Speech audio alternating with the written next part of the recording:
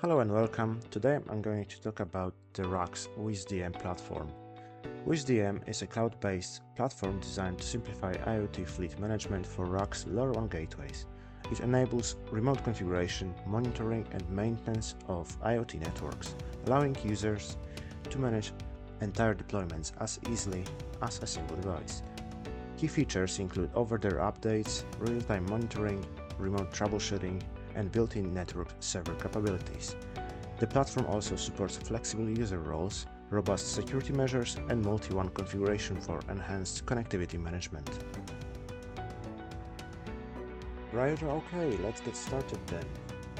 So the RAK WisDM platform is accessible at this URL, so it's wisdm.rakwireless.com, and then we need to have the RAK ID account to log into it. So I'm gonna click sign in with RAK ID.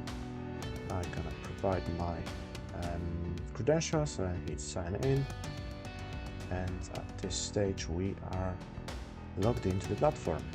So as the overview of this, at the main screen we can see organizations. So this is our test organization that we have currently deployed. On the left hand side you can also click on this, so that redirects it to the same place. On the left hand side down the bottom there is our account, so you can preview our profile or log out from the platform. To create an organization you can click the new organization button and follow the steps on screen. I'm gonna focus on the overview in this video, so I can just talk about the features of the platform. As mentioned, this screen shows us a list of organizations. I'm going to click on our test organization that we have deployed, and that will show us the overview of that very organization. We can see the map where our gateways that are deployed, the sites you can call them, a quick summary of how many gateways are online, how many of them are offline. At the bottom of the screen you can see the location summary. As based on the legend in here, you can see the purple color shows us the packet folder, so gateway is set in this mode, and the green color shows us the gateways are deployed in the basic station mode, so you can see what's the graph looking on this. On the left hand side we've got now the new menu setup. Starting with dashboard, we are on the dashboard screen, so you can see what's going on here. You can also choose the widget, so you can, if you don't want any of summaries or the map, you can just cancel it from here.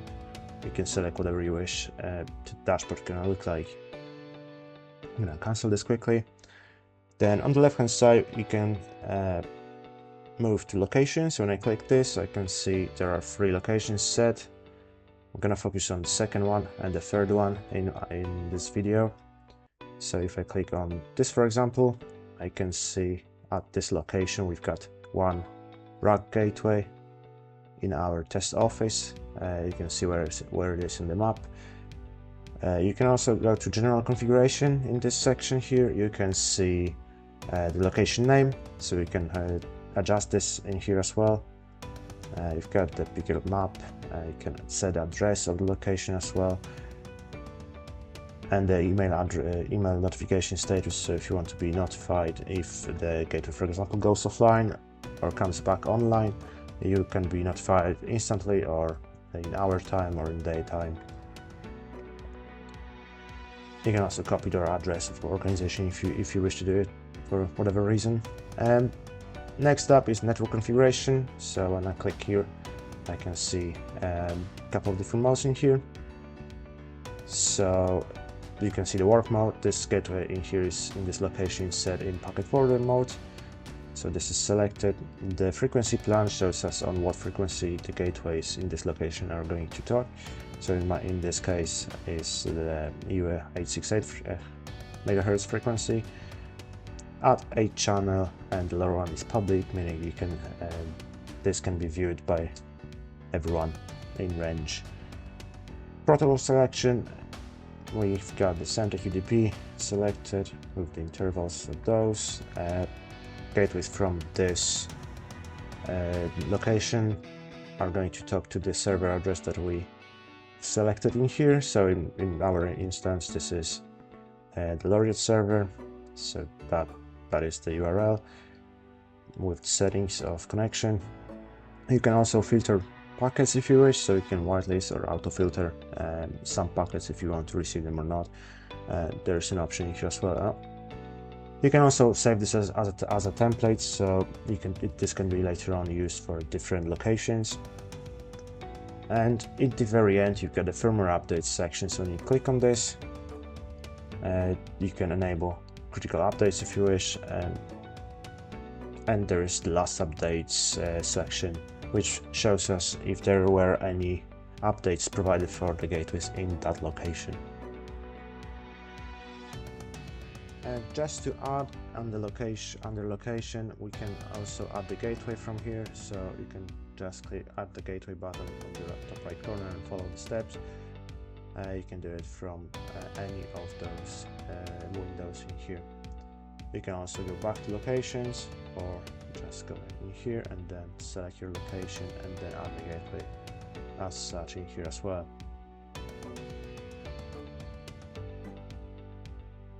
Right, so I can now go in one of the gateways. I'm not going to add the new one, I'm going to use this one for the preview. So I'm going to click on this gateway, and then we can see the overview page in here.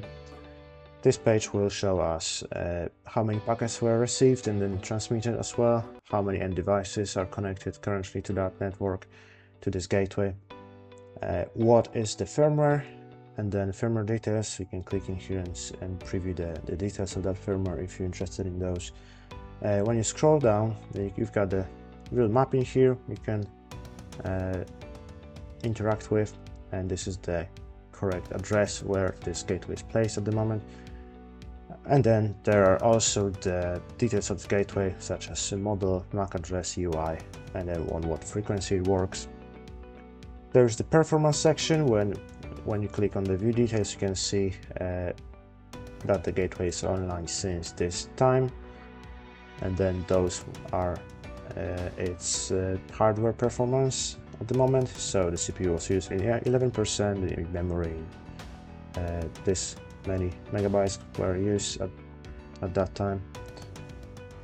And also you can unassign the gateway from this location if you want to move it somewhere else. When we scroll to the top and then have a look on the right hand side, you can see there's a SSH terminal, packet capture, and also the view log section. So when we click on SSH terminal, for example, the new tab in your browser or the new window, depending on your settings, will pop up, and then you've got the terminal here, so you can SSH onto the gateway. You're going to need to have the gateway's credentials, so you can use those to SSH to the gateway and then do whatever you need to do. And we can move to packet capture.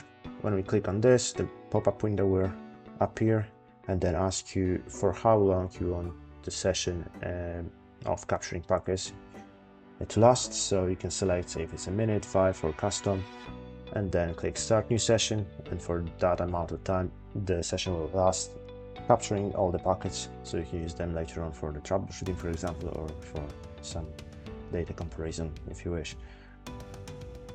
And then also there's a view log section, so you're gonna need to click on this if you wish to have to look at the logs. New tab will open, and then you can click on start system log, which also will prompt you to sign into your gateway, so you need to know its credentials to log into it first. If we carry on with this overview section, the last couple of bits left to talk about in here are the status of the gateway. So at the moment you can see in here it says it's online. From this you can also reboot the gateway by clicking this button, and on the right hand side you can see when the gateway was updated last time, so it's a minute ago. You can force the update or refresh of that data by clicking the update button. And that's all about the overview section. So we can now move on to the network interface. When we click on this, we've got two internet connection interfaces. So there's Ethernet and Wi-Fi. Ethernet is active, so because the gateway is plugged in over the Ethernet cable to the internet. So you can see that in here. You can also click on this, so you can see that the gateway is using DHCP, and then this is its particular IP address assigned by the network. And you can also see that it's connected for this amount of time. You can also see the same for the second network, but because it's the Wi-Fi and it's disabled, you've got NAs everywhere. Then we can move on to LoRaNet network. So when we click on this, we should be able to see all the modes and the settings of the LoRa network that are currently used by that gateway. So you can see that the gateway is working in the packet forwarder mode on this within this region, so it's using the EU868 frequencies. You can see what are those exactly in advanced frequency settings. So those are all the details of the LoRaWAN network, including the server address that the gateway is talking to. Then the next step here is the system settings. We can click on this, and then we will see all the settings related to the system. So the firmware, you can see this is 1.3.9 current version. You can enable or disable FOTA, which is firmware over the air. So if you want to disable this for whatever reason or enable for the future updates, you can do it from this place. You can also rename the gateway in here, select the time zone, and then you can set the rotation of the logs. So you can see every month, and with the settings every month the log gonna be starting from the beginning. And from this section also you can delete the gateway in here by clicking the delete button. And last but not least, we've got performance statistics. So when I click this, I can see different bits in here, such as channel usage, uplink traffic, downlink traffic, SNR and RSSI, and also the end devices. So those are the charts that gives us all the information. So if we change the time span for 2 hours, for example, you can see once it loads, you can see in this that the channel usage is looking like this. So at this very time the frequency used was 867.7 and this channel usage was that. You can see this for different frequencies, and so you can see that they've been used in different times. Same for uplink traffic, so we select the time span and then wait a minute until it loads, and we will be able to see the uplink traffic at the data rates that are color coded in here. So you can see on the blue, for example, there was 125 packets at 1 p.m. on the data rate 5. You can see the same for downlinks in here. If we can preview those, if the downlinks were queued to the devices, and you can see what data rate was used and for how many packets. The next section is SNR and RSSI. This is related to the signal of the gateway. So SNR is signal to noise ratio, and RSSI is a signal strength measured in dBm. So you can see that for those many packets, for example, the SNR was below 15. Then it was also, the signal strength was better than -40. When we scroll down, the last section here is end devices. Again, we can set the time span, so how long in the past we want to have a look at this. So let's say 2 hours, and then you can see that in those 2 hours in the past, we can see that 94 devices were active and 3 were busy. And those numbers are changing depending on what devices were doing at that time. So that's it. As for the gateways and the overview and of this platform here, the last tabs that are left to talk about are the members and the settings. So if you go to members, for example, we've got a list of members that have access to the portal altogether, to our organization. In here you can also see who has access in what state, so we can see that some roles that the users have are either organization admins or location admins. So you can set this up. Once you invite the user, you can set what role he's supposed to be in. And then also you can assign if the user have access to all locations or just selected ones. To invite the user onto this, you just hit invite member button on the top right and then follow on step screens to do it. And then the last tab on the left hand side is the settings tab. When I click on this, we've got the settings of the whole organization. So you've got the name of it, we can edit it in here as well. You get a subdomain. You can set the phone and address if you wish. And then from this place, you can also delete organization in here. And then there's also the setting for temporary access. So when we click on this, we can see when the access has been given and for how long it's gonna last. You can also change that access by a day, week or month. You can choose the duration of it. So that's about it. That's the WisDM platform from RAK. I believe it is quite useful and interesting, especially if you are using the RAK gateways. As I mentioned, the key features of this definitely are the over-the-air updates, real-time monitoring, and the remote troubleshooting. These features are very handy and useful.